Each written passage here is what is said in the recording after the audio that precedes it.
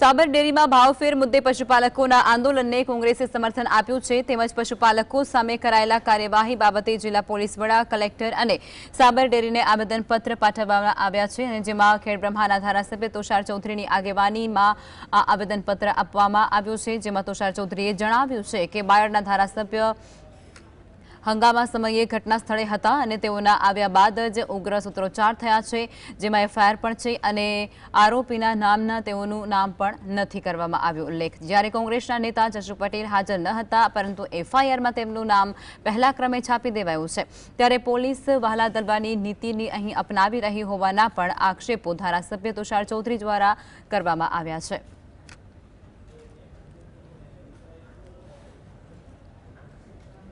धारासभ्य श्री बायडनो ये घटना स्थले पण हता, एमणे विडियो पण बनावेला हता अने विडियोमां एमणे आह्वान पण करेलुं हतुं के आ तारीखे सोमवारे बधाए त्यां भेगा थवानुं छे ने एमना आव्या बाद ज उग्र सूत्रोच्चार शरू थया। पण जे आरोपीना जे नामो छे एमां एमनो कोई उल्लेख करवामां आव्यो नथी। सामे पक्षे